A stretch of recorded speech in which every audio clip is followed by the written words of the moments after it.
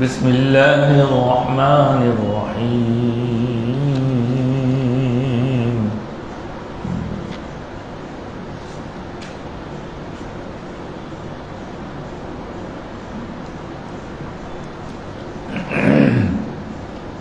سيقول لك المخلفون من الأعراب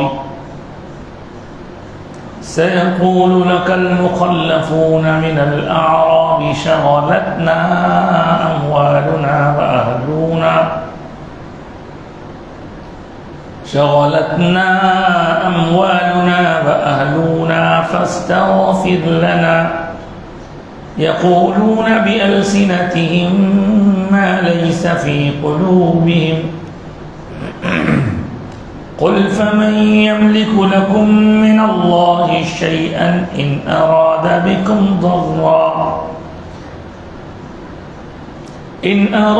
بكم ضرا أو أراد بكم نفعا بل كان الله بما تعملون خبيرا بل ظننتم أن لن ينقلب الرسول والمؤمنون إلى أهليهم أبدا وزين ذلك في قلوبكم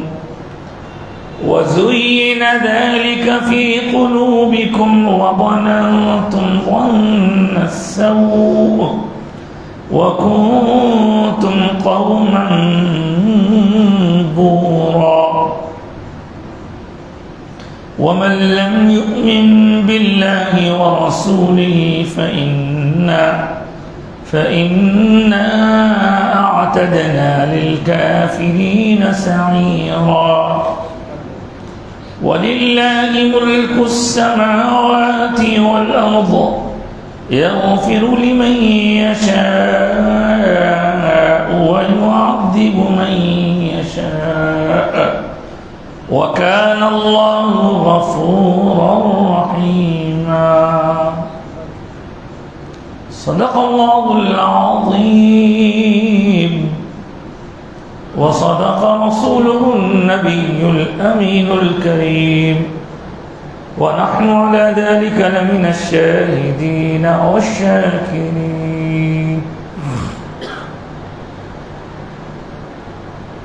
قرآن مجید کے ہفتہ واری اس درس قرآن محفل میں جو سلسلہ بسلسلہ ہر اتوار کو منعقد ہوا کرتا ہے، میں نے ابھی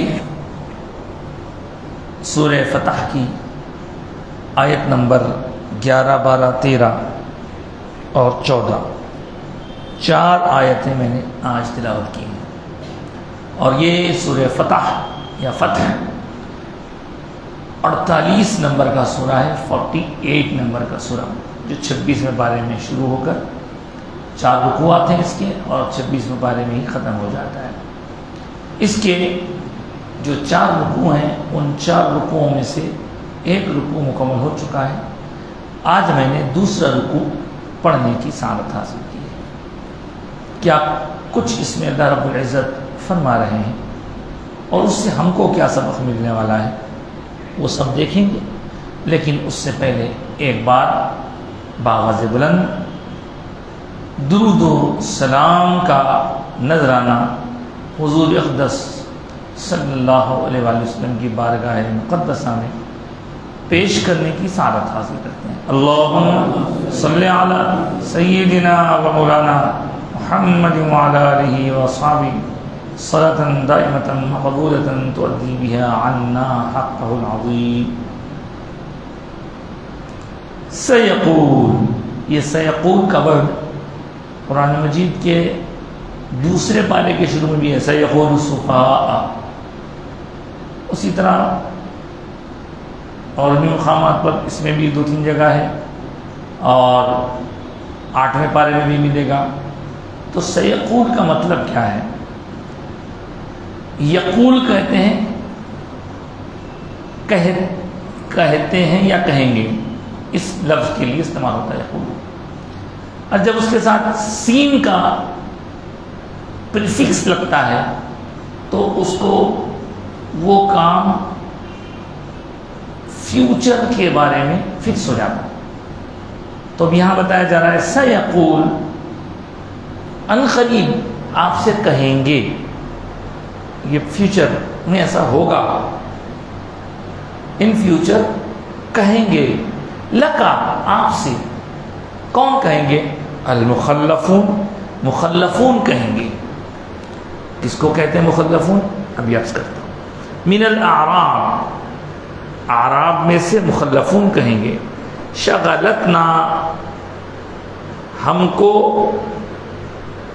مصروف کر دیا تھا، اموالنا، ہمارے مالوں نے، ویلتھ نے، واہلونا، اور ہمارے گھر والوں نے. فاستغفر لنا، تو ہمارے لیے آپ مغفرت کی دعا کیجیے. ہاں، سورہ فتح شروع ہوئے جب سے ہم سن رہے ہیں کہ یہ صلح حدیبیہ کے واقعے کا بیک گراؤنڈ ہے. جیسے کہ آپ نے سنا حضور پاک علیہ الصلوۃ والسلام مدینہ منورہ سے مکے کی طرف تشریف لے گئے اور آپ کے ساتھ تقریباً 1500 صحابہ تھے. جب حضور نے اعلان فرمایا تھا کہ چلنا ہے ساتھ، تو جن لوگوں نے حضور کو اپنا سب کچھ اللہ کے بعد مانا اور وہ حضور کی بات پر لبیک کہتے ہوئے کوئی بھی نتیجہ اخذ کیے بغیر چل پڑے، جو ہوتا دیکھا جائے گا، حضور کے ساتھ ہے. اور یہاں پر وہی بات ہے کہ سرکار جب کبھی کوئی اہم مسئلہ پیش آتا تو مشورہ کرتے کیسا کرنا چاہیے. اور یہ مشورہ اس لیے نہیں ہوتا کہ حضور کو مشورے کی محتاجی ہے معاذ اللہ، بلکہ حضور امت کو یہ سبق دینا چاہتے ہیں کہ مشورہ کر کے کام کرو تو اس میں برکت ہوتی ہے. آپ بھی کبھی بھی کوئی بھی معاملہ ہو مشورہ کیجیے. تو حضور ایک مرتبہ جنگ کے موقع پر، جنگ ہونے والی تھی، اور جنگ کے موقع پر جو اسٹریٹجی تیار کی جاتی ہے اس اسٹریٹجی کے بارے میں مشورہ کیے کہ کیا ہم باہر نکلیں گے، نکل کے ڈیفنس کریں گے، یا گھر میں ہی رہ کر ویٹ کریں گے، آئیں گے تو جب ڈیفنس کریں گے. تو یہ جو سرکار کا مشورہ ہے، اس مشورے پر کچھ لوگوں نے کہا سرکار ہم تیار ہیں 2 صورتوں میں، لیکن حضور اقدس صلی اللہ علیہ وآلہ وسلم کی یہ عادت کریمہ تھی کہ صحابہ کے جو 2 گروپ تھے، ایک مہاجر ایک انصار، وہ دونوں کی طرف سے کوئی سجیشن آپ ایکسپیکٹ کرتے تھے. تو جو مہاجرین تھے وہ تو باہر سے آئے ہوئے تھے، مدینے کے رہنے والے نہ تھے، مکے سے آئے تھے. تو جن لوگوں نے اٹھ کر حضور سے عرض کیا سرکار دونوں صورتوں میں اوکے، لیکن حضور نے پھر اس کو دہرایا وہی سوال. جواب تو مل چکا تھا، تو حضور کو جواب مہاجرین کی طرف سے ملا تھا، اور حضور چاہتے تھے کہ انصار صحابہ کی طرف سے بھی جواب ملے، کیونکہ بستی ان کی وہاں کے حالات سے زیادہ وہ لوگ باخبر ہیں، اور پھر ان کا حضور کے پاس جو مقام و مرتبہ تھا وہ آپ نے گزشتہ بھی سماعت کیا کہ جب ہجرت کے موقع پر، ہجرت کے بعد فتح مکہ کے موقع پر لوگ یہ سمجھے تھے کہ سرکار شاید رک جائیں گے، لیکن آپ نے سنا کہ حضور نے ان کو یہ کہہ کر خوش کر دیا کہ سب لوگ تو اپنے گھروں کو مال اور دولت لے کر کے جائیں گے، اور تم آفتاب رسالت کو لے کر جاؤ گے. یہ آپ نے سنا گزشتہ. تو انصار صحابہ کے بارے میں حضور بہت تاکید بھی کرتے تھے، جو صحابہ انصار تھے. کہنا کیا چاہ رہا ہوں، یہ کہ اس وقت جب بار بار حضور کا سوال ہوا تو انصار صحابہ کے جو دو گروپ تھے ان میں سے ایک سعد بن عبادہ تھے، ایک اور صحابی تھے ان کا نام بھی تھا سعد بن زرارہ شاید. تو ان لوگوں نے اٹھ کر عرض کیا سرکار ہم سمجھ گئے آپ کی بات کا مطلب، آپ ہماری طرف سے کیا سجیشن ہے وہ جاننا چاہ رہے ہیں. تو یا رسول اللہ آپ مہاجرین کی طرف سے جو جواب ملا ہے اس کے ہٹ کے ہماری طرف سے کوئی جواب آئے گا، ایسا مت سوچئے سرکار. وہ موسیٰ کی قوم تھی، جب موسیٰ نے کہا تھا کہ چلو فرعون سے لڑیں گے تو اس قوم نے کہا تھا کہ نہیں نہیں ہم نہیں آئیں گے، تم جاؤ تمہارا رب دونوں جا کے فرعون سے لڑ لو، بہت پاورفل ہے. ہم موسیٰ کی قوم نہیں ہیں، ہم محمد رسول اللہ کے غلام ہیں. حضور آپ کے ایک ابرو کے اشارے پر ہم اپنے گھوڑے دوڑائیں گے، زمین تو کیا زمین سمندر میں بھی گھوڑے دوڑا دیں گے. جو ایسے یقین والے تھے نا حضور کو، انہوں نے اپنا سب کچھ مان لیا تھا، نکل پڑے تھے. لیکن کچھ ذرا کنفیوزنگ بھی تھے.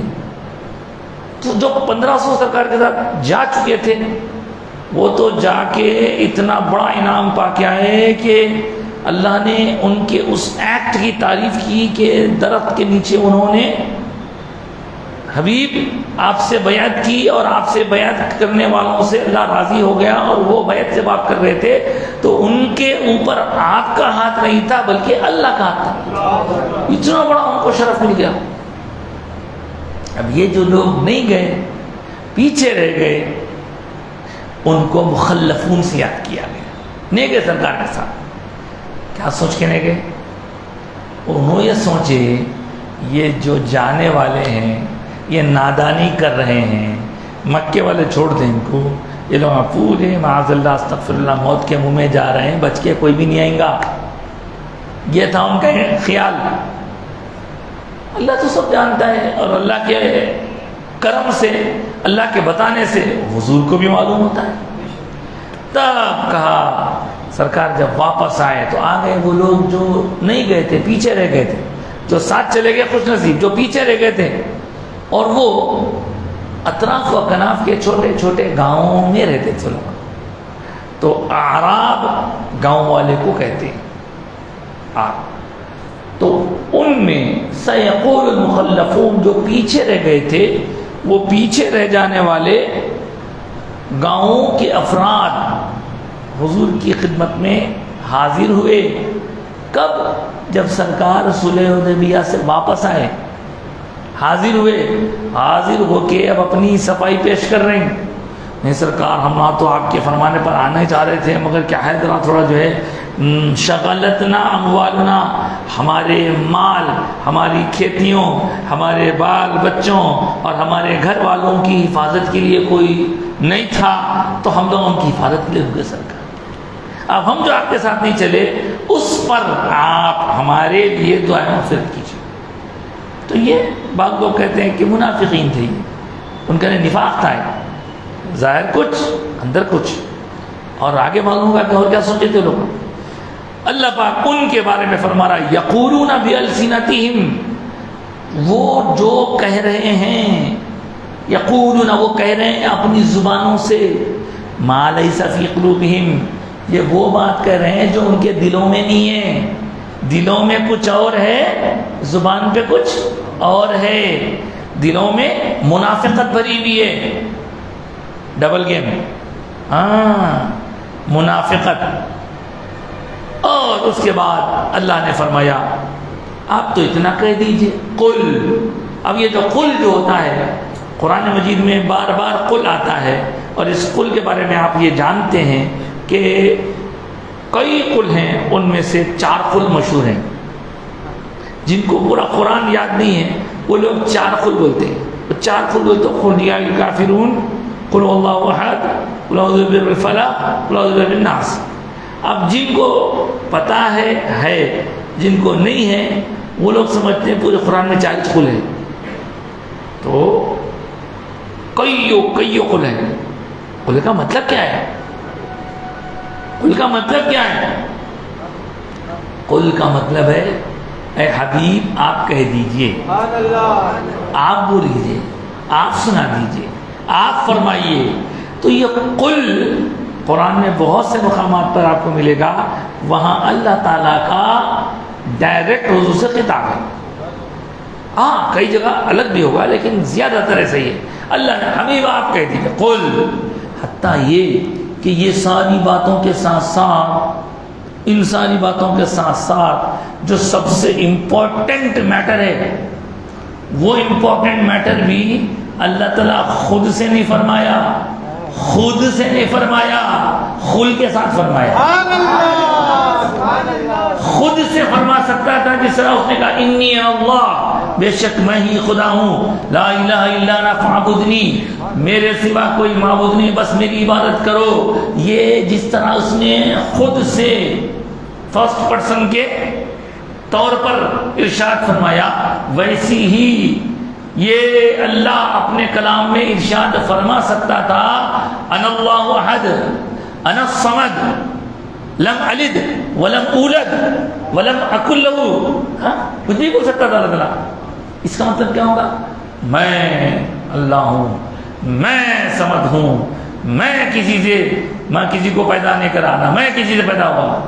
ہاں یہ ایسا ہو سکتا تھا نا، لیکن اللہ تعالیٰ نے خود سے نہیں کہا، بلکہ اس پوری بات کو کہنے کے لیے بیچ میں حضور کو رکھا اور فرمایا حبیب آپ کہیے قل واللہ احد، آپ کہیے وہ اللہ ایک ہے، وہ اللہ صمد ہے، وہ بے نیاز ہے۔ تو اس طرح اس کا مطلب یہ بتلا دیا گیا کہ اللہ تعالیٰ کو بندوں کا حبیب کے ذریعے سے پیش ہونا پسند ہے۔ اب دیکھیے ہم تو ٹھہرے محتاج، ہم تو ٹھہرے محتاج، اللہ تو محتاج نہیں ہے۔ جو محتاج نہیں ہے وہ نبی کا وسیلہ لے کر ہم کو اپنی بات سنا رہا ہے، اور ہم تو محتاج ہے بغیر وسیلے کے، نہ کچھ چاہتا نہ جاتا۔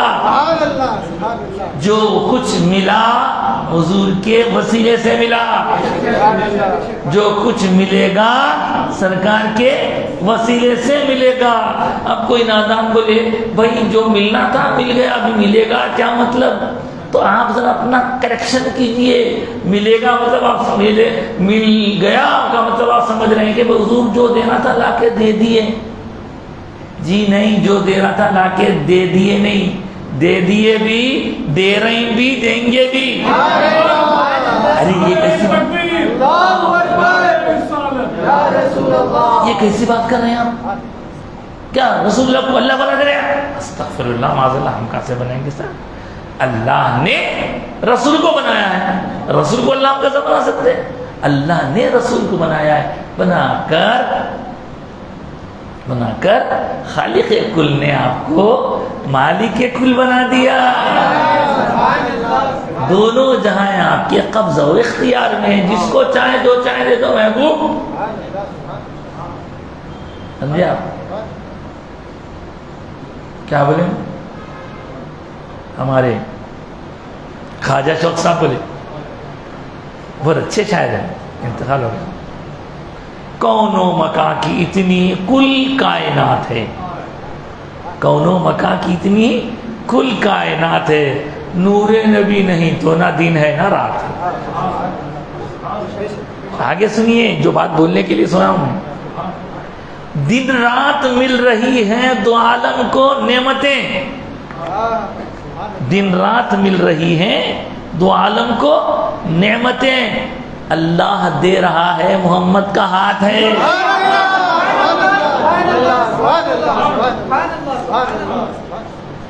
جی خالق بھی ان کے ساتھ ہے، خلقت بھی ان کے ساتھ، باقی بچا ہی کیا ہے جو بحر نجات ہے۔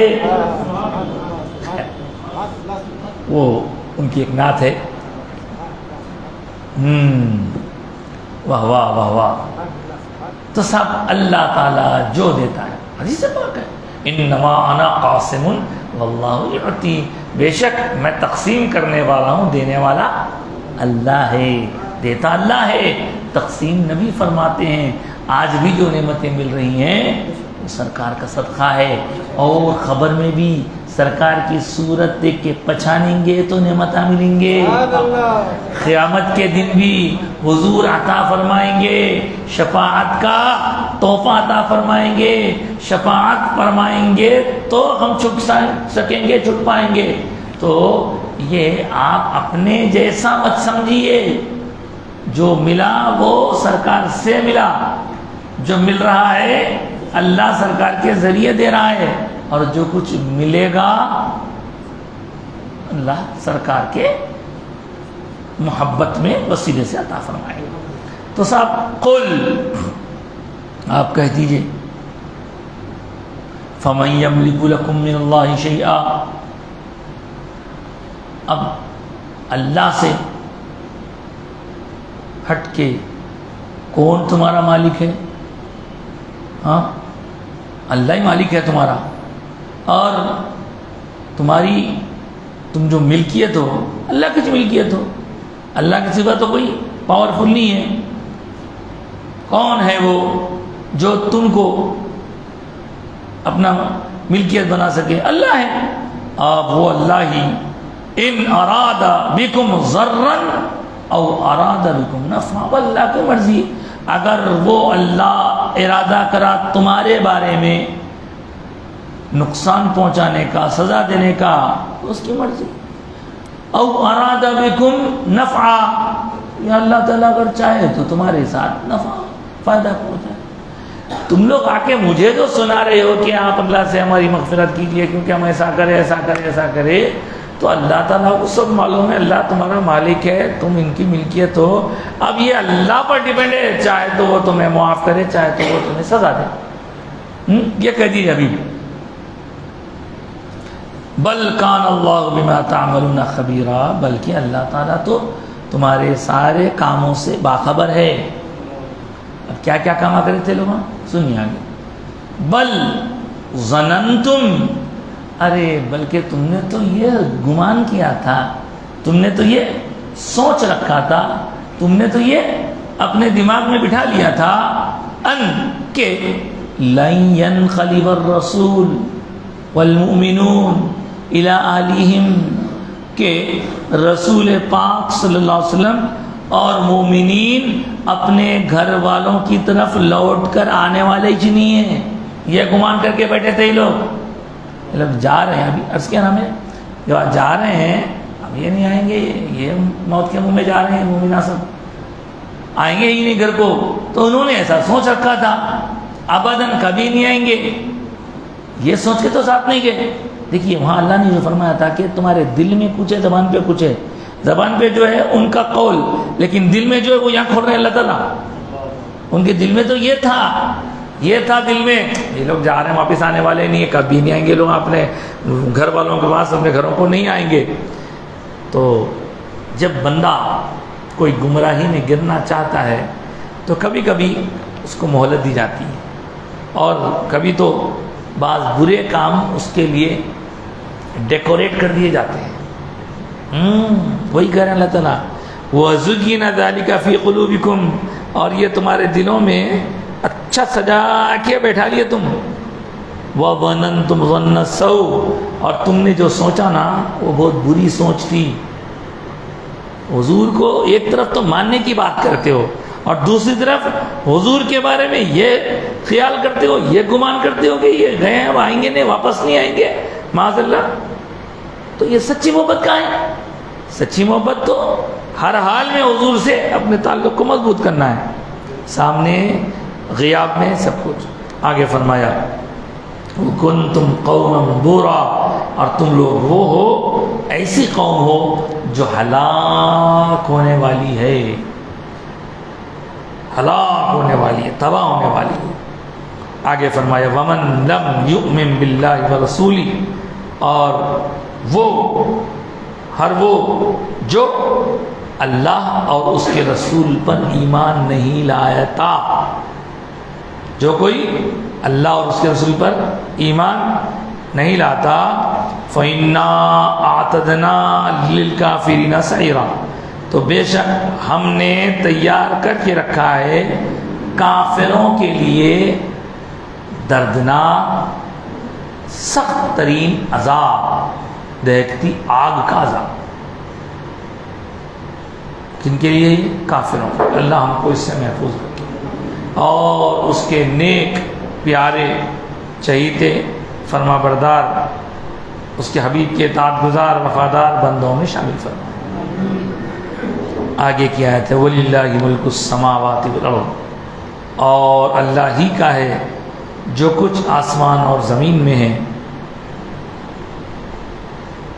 يَغْفِرُ لِمَنْ يَشَاءُ وَيُعَذِّبُ مَنْ يَشَاءُ، وہ بخشتا ہے جسے چاہتا ہے اور عذاب دیتا ہے جسے چاہتا ہے۔ جسے چاہے عذاب دے، جسے چاہے ثواب دے، جسے چاہے جزا دے، جسے چاہے سزا دے، جسے چاہے نوازے، جسے چاہے پکڑ لے، مرضی اس کی۔ وہ خالق ہے، وہ مالک ہے، وہ مالک کل ہے، وہ شہنشاہوں کا شہنشاہ ہے، وہ بادشاہوں کا بادشاہ ہے، کائنات کا ذرہ ذرہ اس کی ملکیت ہے، اس کی قدرت کا حکم چلنے والا ہے، اس کے سامنے کوئی پر نہیں مار سکتا۔ تو وہ اللہ جسے چاہے معاف کرے، جسے چاہے عذاب دے۔ مگر عذاب کا ذکر آنے کے بعد بھی اللہ تعالیٰ کیا فرماتے ہیں؟ وَكَانَ اللَّهُ غَفُورًا رَحِيمًا، مگر اللہ تعالیٰ تو بڑا بخشنے والا، بڑی مہربانی فرمانے والا ہے، بخشنے والا مہربان ہے۔ اس سے پتہ چلا اللہ تعالیٰ کے طرف سے بندوں کو جو ملنے والا ہے اس میں مغفرت، رحمت، عنایت، ثواب، جزا، نعمت، یہ ایک طرف ہے، اور دوسری طرف عذاب، نقصان، تکلیف، یہ ملنے والی ہے۔ مگر دونوں میں زیادہ اللہ تعالیٰ کس چیز کو اپنے بندوں کے لیے مقرر فرمایا ہے، تو اس بارے میں یہ آیت بتا رہی ہے۔ دیکھیے آپ پوری آیت پڑھیں۔ اللہ کی ملکیت ہے آسمان زمین، جس کو چاہتا بخش دیتا، یہ بخشنے کی بات آئی، جس کو چاہتا عذاب دیتا، یہ عذاب کی بات آئی۔ وَكَانَ اللَّهُ، اور اللہ تعالیٰ غفور بخشنے والا، رحیم مہربانی والا ہے۔ تو پوری آیت کے غور کریں تو ایک بار عذاب کا ذکر ہو رہا ہے، لیکن اس کے برخلاف اسی آیت میں ایک بار مغفرت کا ذکر ہو رہا ہے، ایک بار غفور ہونے کا ذکر ہو رہا ہے، ایک بار رحیم ہونے کا ذکر ہو رہا ہے۔ تو آپ دیکھیں یہ 3 بار اللہ کی رحمت، اللہ کی طرف سے ملنے والی مغفرت، اللہ تعالیٰ کی بخشش، اللہ کے غفور ہونے کو ذکر کیا جا رہا ہے، اور ایک بار عذاب کی بات کہی جا رہی ہے۔ اسی لیے تو کہا گیا قرآن پاک کے سورہ اعراف میں اللہ نے خود فرمایا وَرَحْمَتِي وَسِعَتْ كُلَّ شَيْءٍ، لیکن اس سے پہلے فرمایا قَالَ عَذَابِي اصیب بہ من اشاء، میرا عذاب انہی کو پہنچتا ہے جنہیں میں پہنچانا چاہتا ہوں، میرا عذاب انہی کو پہنچتا ہے جنہیں میں پہنچانا چاہتا ہوں، وانٹیڈلی، ان کے گناہ پر، ان کے نافرمانیوں پر۔ لیکن جہاں تک رحمت اور مغفرت کی بات ہے، وَرَحْمَتِي وَسِعَتْ كُلَّ شَيْءٍ، ہر چیز کو میری رحمت نے گھیرے ہوا ہے، میری رحمت گھیری ہوئی ہے۔ تو رحمت خود بخود پہنچتی ہے، مغفرت خود بخود پہنچتی ہے، عنایت خود بخود پہنچتی ہے، لیکن عذاب اللہ تعالیٰ کی طرف سے پہنچائی جاتی ہے، پہنچایا جاتا ہے۔ تو اس کا مطلب یہ ہوا کہ دونوں کے درمیان فرق ہے۔ تو اس طرح آگے کی آیتوں میں بھی ان لوگوں کا تھوڑا ذکر ہے، منافقوں وغیرہ کا، پھر اس کے بعد پھر صلح حدیبیہ کا وہ واقعہ پھر ریپیٹ کیا جائے گا جو بیعت رضوان کے وقت ہوا۔ اب آپ دیکھیں جو لوگ جانتے ہیں وہ جانتے ہیں اچھی طرح کہ حضور اقدس صلی اللہ علیہ وسلم کے جو صحابہ کرام ہیں، ان صحابہ کرام میں بعض لوگ ان باتوں کو جانتے نہیں، تو جس کی وجہ سے کنفیوز رہتے ہیں۔ جان جائیں تو پتہ چلے گا کہ صحابہ کرام کے سب سے پہلے دو کیٹیگریز، اگر ہم نیچے سے جائیں وہ کون سے، تو بولے کہ ایک وہ جو مکہ فتح ہونے کے بعد ایمان لائے، اور ایک وہ جو مکہ فتح ہونے سے پہلے ایمان لائے۔ دو گروپ۔ جو لوگ مکہ فتح ہونے کے بعد ایمان لائے وہ بھی صحابہ ہیں، ان کا بھی ادب ضروری ہے، ان کے ساتھ بھی اللہ تعالیٰ کا وعدہ ہے، ان کے بارے میں بھی کچھ نہیں کہا جا سکتا، لیکن جب مرتبے اور عظمت کی بات آئے تو ان سب لوگوں سے جو فتح مکہ کے بعد ایمان لائے، ان سب لوگوں سے بہتر، افضل مرتبے والے، شان والے وہ لوگ ہیں جو فتح مکہ سے پہلے ایمان لائے۔ دیکھ رہے ہیں آپ، فتح مکہ سے پہلے ایمان لائے والے فضیلت رکھتے ہیں ان پر جو فتح مکہ کے بعد ایمان لائے۔ فتح مکہ تو 8، پھر یہ پورے جتنے بھی فتح مکہ سے پہلے والے ہیں ان میں پھر ایک کیٹیگری، وہ لوگ جو بیعت رضوان سے پہلے ایمان لائے اور جو بیعت رضوان کے بعد ایمان لائے۔ بیعت رضوان یہی بیعت ہے جو درخت کے نیچے ہوئی تھی، تو جو لوگ بیعت رضوان کے بعد فتح مکہ سے پہلے ایمان لائے وہ گرچہ کے فتح مکہ کے بعد ایمان ہے اور لانے والوں پر فضیلت رکھتے ہیں، لیکن یہ جتنے بھی ہیں ان سے زیادہ فضیلت ان لوگوں کی ہے جو بیعت رضوان میں شریک تھے۔ اب بیعت رضوان میں شریک رہنے والے پورے اور تمام تر صحابہ میں پھر کیا بتایا گیا کہ جو لوگ بدر کی جنگ میں شریک ہوئے تھے وہ بدر والوں اور یہاں کے بیچ میں بدر کے بعد سے لے کے بیعت رضوان تک جو لوگ مسلمان ہوئے ان کا مرتبہ ہوتا ہے، ان کی شان۔ ان سے زیادہ اونچی شان ان کی ہے جو بدر میں شریک ہوئے۔ دیکھ رہے ہیں آپ کیٹیگریز ہیں۔ پھر جو بدر میں شریک ہوئے ان میں بھی دو گروپ ہیں، ایک کو انصار کہتے ہیں، دوسرے کو مہاجر کہتے ہیں۔ پھر ان میں بھی حضور کے ارشاد کے مطابق 10 صحابہ ایسے ہیں جن کو عشرہ مبشرہ کہا جاتا ہے، 10 صحابہ۔ پھر ان 10 میں سے پھر سلیکٹ کرے تو ان میں 4 بچ جاتے ہیں۔ پھر ان میں سے سب اپنی اپنی شان والے ہیں، کسی کے بارے میں کچھ کہنا سننا نہیں ہے، مگر ان کا جو مقام ہے باقیوں کا نہیں ہے، ان کا جو ہے ان کے بعد والوں کا نہیں، ان کا جو ہے یہ چیز۔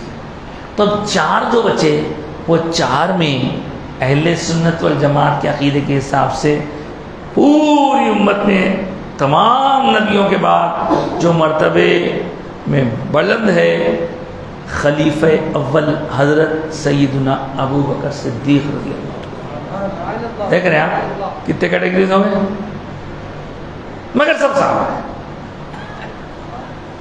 اب یہ بھی جن کا ذکر ہوا اگر ان کی مغفرت ہو جائے، اگر حضور ان کے لیے مغفرت کی دعا کر دیں تو یقیناً یہ بھی صحابہ میں چلا۔ اگر ان کا نفاق دور ہو جائے، ان کے اندر جو کجی ہے جو وہی مرتبے والے۔ تو اس طرح آج کل ہم دیکھ رہے ہیں بعض وقت لوگ معلومات تو حاصل کر رہے ہیں لیکن جو پہلے طبقے کے خلفاء ہیں، صحابہ ہیں، ان کی اہمیت کو گھٹانے کے لیے بعد والے صحابہ میں سے کسی صحابی کو یا صحابہ کو لا کر ان کو اتنا جو ہے بلند اور اونچا اور ایسی کر رہے ہیں، تو یقیناً ان کا کوئی مرتبہ گھٹانے کی ضرورت نہیں، لیکن اللہ نے جو مرتبہ بنائے رکھا ہے اس کو سمجھنے سمجھانے کی ضرورت ہے۔ خیر یہ بات تو مکمل ہو گئی، انشاءاللہ آگے کی آیتوں میں ہم اور چیزوں کو دیکھیں گے۔ البتہ آج کی حدیث پاک آپ سماعت کر لیں، اور اس کے بعد پھر آپ کی خدمت میں فقہی مسئلہ بھی رکھا جائے گا۔ جہاں تک آج کی حدیث کا سوال ہے تو حدیث پاک میں فرمایا گیا کہ حضور اکرم صلی اللہ علیہ وآلہ وسلم کے صحابی، یہ جو میں روایت آپ کے سامنے پیش کرنے لگا ہوں یہ جامع ترمذی جی، اور اس میں بتلایا گیا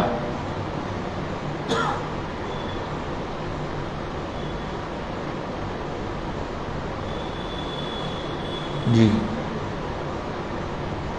عن الحسن عن حریث ابن قبیصہ قال قدمت المدینة فقلت اللهم یسر لی جلیسا صالحا، یہ کہہ رہے ہیں میں مدینہ کی طرف بڑھا اور یہ دعا کرتے گیا کہ اللہ میرے لیے کسی نیک صالح آدمی کی صحبت میں بیٹھنا نصیب فرما۔ اب مدینے میں دعا کرے تو قبول ہو گئی۔ قال جلست الی ابی ہریرہ، تو پھر میں حضرت ابو ہریرہ کی صحبت میں جا کے بیٹھ گیا۔ فقلت، تو انہوں نے پھر کہتے ہیں میں نے کہا انی سألت اللہ ان یرزقنی جلیسا صالحا، میں نے اللہ تبارک و تعالیٰ سے یہ سوال کیا تھا، مانگا تھا کہ وہ مجھے نیک اور صالح دوست کلیگ عطا فرمائے۔ تو آگے فحدثنی بحدیث، تو میں آپ کے ساتھ ہوں، اب حدثنی، تو آپ مجھے حدیث بیان کیجیے، بحدیث، کوئی ایسی حدیث بیان کیجیے سمعتہ من رسول اللہ صلی اللہ علیہ وسلم۔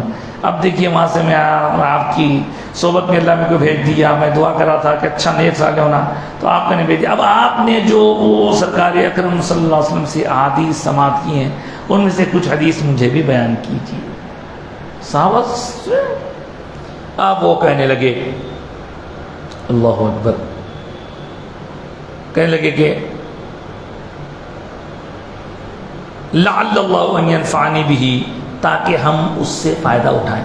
کون کہہ رہے ہیں؟ یہ صاحب جو حضرت ابو ہریرہ کے پاس جا کے ملے۔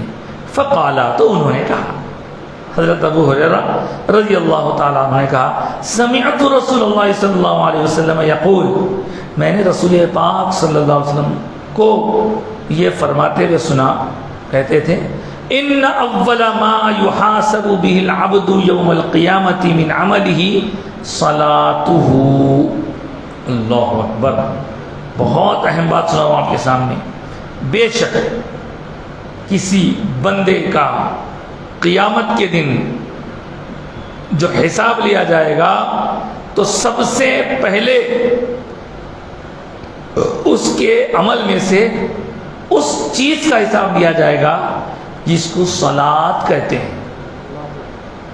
صلاۃ کیا ہے؟ نماز۔ بندے سے سب سے پہلے اس کی نماز کے بارے میں سوال ہوگا، اللہ بچائے۔ فَإِن صَلُحَتْ فَقَدْ أَفْلَحَ وَانْجَحَ، اگر وہ درست رہی، یعنی جتنے نماز پڑھنا تھا پڑھ لیے پورے پر، وہ ٹھیک رہا، تو چلو انہیں وہاں سے سمجھیے کہ کامیاب ہو گیا، سکسیسفل ہو گیا۔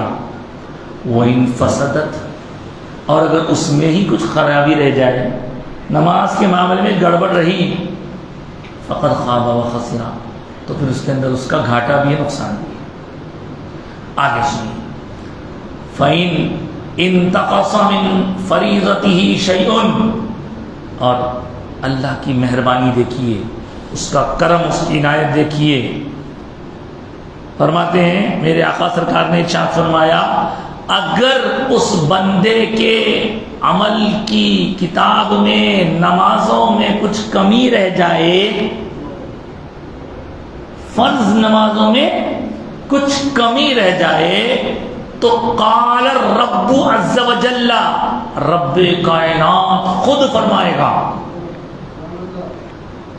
نماز میں کمی ہے، نماز جتنے پڑھنا تھا نہیں پڑھے، کمی ہے، یا پھر قبول نہیں ہوئے، صحیح نہیں تھے، قال الرب عز وجل، رب فرمائے گا، انظروا هل لعبدی من تطوع، اللہ اکبر، اے فرشتو، اس کے اعمال تولنے والوں، نماز کے بارے میں مجھے انفارم کر رہے ہو تم کہ اس کے اندر کمی ہے، تو ذرا دیکھو میرے بندے کے پاس فرض کے علاوہ کچھ نفل کامہ بھی ہے کیا؟ فرض سے ہٹ کے نفل، اب وہ سنت موقدہ بھی اسی میں آتی ہے، سنت بھی، اگر ایسا ہے فَيُكَمَّلَ بِهَا مَنْ تَقَهَّرَ مِنْ فَرِيضَةٍ، اللہ اکبر، پھر کیا کرو، اگر اس کے فرض نمازوں میں کچھ کمی ہے تو دیکھو اس کی نفل نمازیں ہیں کیا، نفل نمازوں سے اس کے فرض نمازوں کی گنتی کو پورا کرو، اللہ اکبر۔ دیکھ رہے ہیں آپ، جو لوگ سنت نہیں پڑھتے، ارے فرض ہی پڑھنا ہے، فرض، دیکھو آپ، سنتیں پڑھنے کا فائدہ یہ ہے، اگر فرض کی گنتی کم ہو جائے تو اللہ پاک اپنے فضل سے ان سنتوں کو فرض بنا کے قبول کر لیں گا۔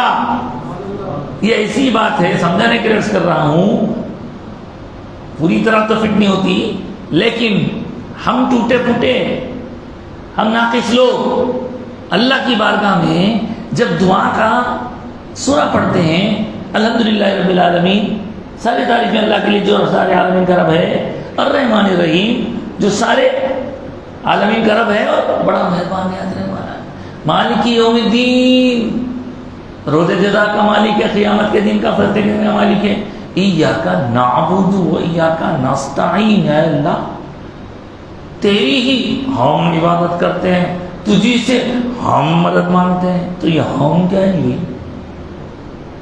اگر اکیلا نماز پڑھ رہا ہے تو ایاک اعبد و ایاک استعین تو نہیں بولتا ہے، میں بولنا ہے تو ایاک اعبد و ایاک استعین، میں تیری ہی عبادت کرتا ہوں، میں تجھ سے نہیں، چینج نہیں کر سکتے، قرآن ہے وہ، صرف فاتحہ ہے، ایاک نعبد ہی پڑھنا پڑے گا، ایاک نعبد و ایاک نستعین، بھائی اب یہ ہم کیوں بول رہے ہیں؟ پڑھو، ہم کب بولتے ہیں؟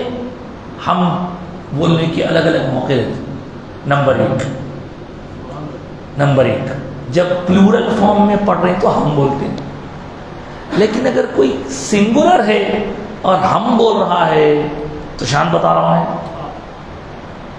بادشاہ سنا رہے ہیں، ہم نے کہہ دیا اس کو سزا دے دی جائے، ہم بول رہے ہیں، ہم کہہ رہے ہیں، میں ہی بولا نہیں بولتا بادشاہ، میری ایسی خواہش تھی ذرا اس کو سزا دیے دے تو اچھا نہیں بولتا ہوں، ہم یہ حکم دے رہے ہیں کہ اس کو شہر بدر کر دیا جائے،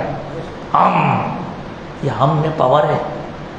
اب ایک ہے پلورل فارم کا ہم، ایک ہے سنگولر رہتا مگر اس میں شان رہتی۔ اللہ کے سامنے ایاک نعبد کہتے وقت میں آپ کون سا ہم استعمال کر رہے ہیں؟ پلورل فارم والا۔ اب یہاں شان تو نہیں ہے نا، شان دوسروں کو نہیں بگا دو آپ، اللہ کے سامنے کی شان بگا لیں گے۔ تب ہم بزرگان دین سے پوچھے کہ یا پھر ہم کیوں بول رہے ہیں یا میں کیوں نہیں بول رہی ہوں؟ تو بولے ارے نادان، اللہ کے سامنے یہ عرض کرنا ہے، یا اللہ ہم سارے لوگاں جس میں جتنے نیک بات سب ہے نا، ہم سب مل کے تیری عبادت کر رہے ہیں، اللہ ہم سب مل کے کر رہے ہیں عبادت، اور ہم سب مل کے تیری عبادت بھی کر رہے ہیں، تجھ سے مدد بھی طلب کر رہے ہیں۔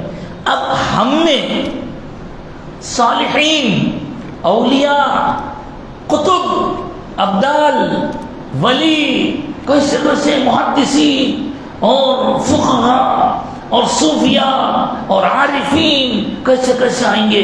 اب ہم بول رہے تو ہمارے ہم میں غوث اعظم بھی شریک ہے، ہمارے ہم میں غریب نواز بھی شریک ہے، ہمارے ہم میں امام اعظم ابو حنیفہ بھی شریک ہے، ہمارے ہم میں بابا شرف الدین بھی شریک ہے، ہمارے ہم میں نظام الدین اولیاء بھی شریک ہیں، ہمارے ہم میں مجدد الفسانی بھی شریک ہیں، ہمارے ہم میں عبداللہ شاہ صاحب بھی موجود ہیں. اب ہم ان کے ساتھ کر رہے ہیں، یا اللہ ہم تو ان کے ساتھ بولنے کی کیا وجہ ہے؟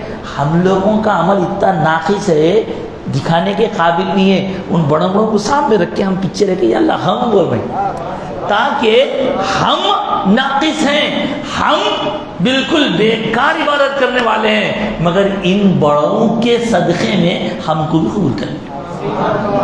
یہ ہے قصہ، بڑوں کے صدقے میں ہم کو بھی قبول کر لے. اور اس کے تعلق سے ہمارے ابا جان حضرت خبر اکثر فرماتے تھے، بڑا مزے کا قصہ سناتے تھے. حضرت فرماتے تھے دیکھو جی، بات سمجھانے کے لیے واقعہ بڑا کام کا رہتا. بولے اگر کوئی غور کر کے دیکھے تو چاول میں چھوٹے چھوٹے کنکر بھی رہتے. اب یہ کنکرا کہاں سے آتے؟ کنکر کہاں سے آتے؟ چاول میں کنکرا. اب جب اس کو چن کے نکال کے پھینکنی ہے تو ملانا کہیں کو تو اس کے چاول کے ساتھ تو نہیں آ جانے لوگ. ہاں یہ اصل قصہ یہ ہے، وہ چاول میں کنکر کہاں سے آتا؟ اس کا جواب یہ ہے کہ بڑے بڑے ملز میں 1 کنٹل چاول ہے تو کیا کرتے ہیں معلوم؟ 1 کنٹل چاول میں سے آدھا کلو چاول نکال لیتے، اس میں آدھا کلو چن کے لاتے، ایک باقاعدہ چن کے آدھا کلو کنکر ملا دیتے. اب 1 کنٹل میں آدھا کلو بولے تو 1 کلو میں بولے اب 100 کلو ہے، 100 کلو میں مل گیا تو گنا مل گیا. اب 1 کنٹل میں سے یہ آدھا بچا، پھر اور 1 کنٹل میں سے آدھا بچا. اب یہ بچتے بچتے چاولوں کا پھر اور 1 کنٹل بن جاتا. اس طرح وہ لوگ اپنا کام کرتے ہیں. دیکھنا کچھ بھی کرتے ہوں گے بھائی. اب یہ جو آپ سمجھا رہے تھے اس کا قصہ بولو. اس کا قصہ یہ ہے کہ جب چاول کے ساتھ کنکر مل جاتے ہیں تو چاول کی ویلیو کم نہیں ہوتی، چاولوں کو کنکروں جیسا نہیں سمجھا جاتا بلکہ کنکروں کو چاولوں جیسا سمجھا جاتا ہے. خالی چاول لینے جائیں گے آپ، اس کی قیمت معلوم ہے آپ کو. خالی کنکر لینے جاؤ، خالی کنکر لینے جاؤ، ارے اس کے بھی تو پیسے دینا. مٹی میں ہزاروں کنکر رہتے تو کیا کریں گے آپ؟ جب تک ملے نہ تھے، جب تک بکا نہ تھا تو کوئی پوچھتا نہ تھا، تم نے خرید کر مجھے انمول کر دیا.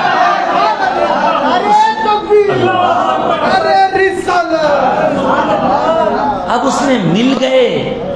ملنے کے بعد آپ یہ نہیں کہیں گے دیکھو صاحب یہ چاول میں میرے کو یہ 10 کلو چاول میں چھٹا کنکر مل گیا، چھٹا کے پیسے نکال کے دو.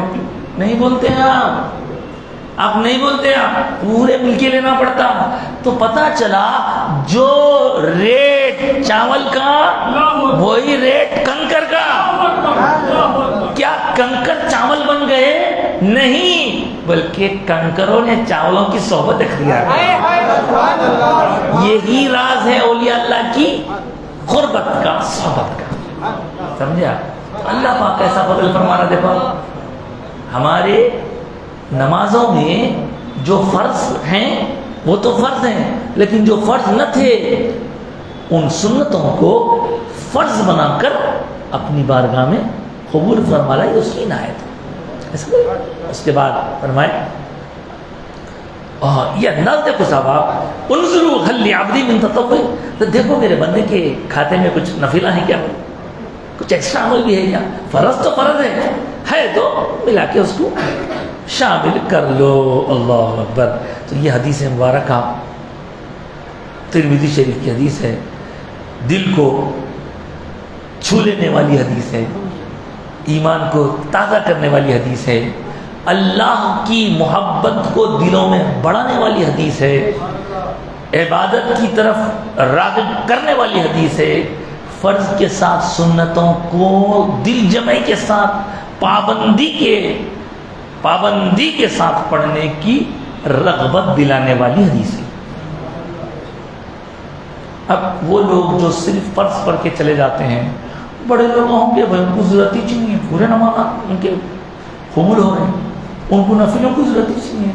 ہم تو ویسے نہیں ہے صاحب، ہمارے تو بڑوں نے ہم کو سمجھایا، یہ سکھایا کہ بابا کتنا بھی عبادت کر لو مگر اللہ کے سامنے ڈرتے مرتے کپتے رہنا۔ البتہ یہ سنت، یہ نفل کی جو بات ہے، اسی کے تحت ایک فقہی مسئلہ بھی سماعت کر لیجئے۔ اگر وقت نکلا جا رہا ہے، اگر سفر پہ ہیں آپ، اگر مجبور ہیں آپ، تو صرف فرض اور واجب پر بھی آپ اکتفا کر سکتے۔ اکتفا کرنا مطلب سپوز آپ سفر میں ہیں تو سنتاں پڑھنا آپ پر لازم نہیں ہے، پڑھے تو ثواب ہے، نہیں پڑھے تو پوچھ نہیں ہوں۔ سفر کی مشکلیں بہت رہتی تھی نا، ٹرین تھے جا رہے ہیں مسجد میں، اب ٹرین جانے والی ہے، فرض پڑے تھے اب سنت پڑے تو ٹرین چلانے کا امکان ہے، اس لیے یہ ایک سہولت ہے۔ اسی طرح بیمار ہو گئے، بیمار ہو گئے تو بیمار ہونے کے بعد بھی جو ہے آدمی بہت اس کو تکلیف ہو رہی تو انہیں بڑی مشکل سے پڑھ رہا تو کم سے کم فرض پڑھ لینا، فرض نہیں چھوڑنا اس کو۔ اسی طرح کوئی بندہ اگر خدا نخواستہ اس کی نماز قضا ہو گئی تو قضا ہونے کے بعد اس کو صرف فرض اور واجب کی قضا کرنی پڑے گی، سنتوں کی وہ قضا نہیں کرے گا۔ ظہر، عصر، مغرب، عشاء۔ البتہ فجر کی نماز والی جو 2 سنتیں ہیں ان کے بارے میں علماء احناف کا یہ موقف ہے کہ وہ اگر اسی دن کی قضا فجر پڑھ رہا ہے تو زوال سے پہلے جب پڑھے گا تو 2 سنت کی قضا بھی کرے گا۔ قضا کرنا الگ چیز ہے، قضا کی نماز پڑھنا اس کو چاہیے۔ اور اگر زوال کے بعد پڑھا تو خالی 2 فرض کی قضا ہوتی ہے۔ تو سنت کے فوائد، سنت کے مسائل، سنت نماز کے آج آپ کی خدمت میں کچھ رکھے گئے۔ اللہ تعالیٰ مجھے اور آپ کو اپنے فضل و کرم سے نوازے، اور خاص طور سے جن لوگوں نے ہمیں دعاؤں کے لیے کہا ہے، ہم ان سب کے لیے دعا کرتے ہیں، ہماری دعائیں قبول فرما، ہماری حال پر رحم و کرم فرما، ہم سب کی تمام تر خطاؤں کو درگزر فرما۔ جس نے ہمیں جو دعا کرنے کے لیے کہا ہے، ہم ان سب کے لیے دعا کرتے ہیں، ہماری دعائیں قبول فرما، ان سب کے معروضات کو تیرے پاس رکھتے ہیں، قبول فرما، آمین یا رب العالمین۔ بیماروں کو صحت دے، کمزوروں کو طاقت دے۔ ہمارے خواجہ مظہر الدین صاحب کے بارے میں آپ کو معلوم ہے، ان کی طبیعت بہتر ہو رہی ہے، اللہ ان کو کامل صحت عطا فرما دے، اور جتنے یہاں سب آیا کرتے ہیں ان کے سارے متعلقین، مرد اور خواتین، سب کو صحت و عافیت کے ساتھ لمبی عمر عطا فرما، اعمال خیر کی توفیق عطا فرما۔ اور پروردگار ہمارے اور بھی جو لوگ بیمار ہیں، ایک حافظ سید شہاب الدین صاحب ہیں، ان کے تعلق سے بھی سنا گیا طبیعت ناساز ہے، منہاج صوفیانی صاحب ہیں، وہ بھی بیمار ہیں، حفصہ بنت عارف اللہ صاحب ہیں، وہ بھی بیمار ہیں۔ ہمارے یہاں ایک کم عمر ایک لڑکی کی طبیعت بھی بہت دن سے خراب ہے، اس کے لیے بھی ہم دعا کرتے ہیں، اور ایک ڈاکٹر اکبر علی صاحب ہیں، ان کی طبیعت بھی ناساز ہے، سنا وہ امریکہ گئے ہوئے ہیں۔ ان سارے بیماروں اور ان کے علاوہ جتنے اور متعلقہ بیمار ہیں، ان سب بیماروں کو صحت کاملہ شفائے عاجلہ عطا فرما۔ ہمارے اندر جو بیماریاں آ رہی ہیں ان کو دور فرما دے، اور جو دوائیں ہم استعمال کرتے ہیں ان کو ہمارے لیے اثر والا بناتے ہیں۔ ہم سب پر رحم و کرم فرما، انبیاء ہی لڑکیوں لڑکوں کے شادیوں کا بندوبست فرما دے جن کے ہاں شادی تو ہو گئی ہے لیکن بعد کے مراحل میں دشواریاں آ رہی مولا ان میں محبت عطا فرما، بے اولاد جوڑوں کو اولاد نصیب فرما، جہاں بیٹے نہیں ہیں بیٹے عطا فرما، بیٹے بیٹیوں کو فرما بردار بنا، رزق میں برکت عطا فرما، صاحب روزگار بنا، علم حاصل کرنے والوں کے علم میں اضافہ فرما، ان کی علم کی منزلیں سہل فرما، ہم سب کی دعائیں قبول فرما،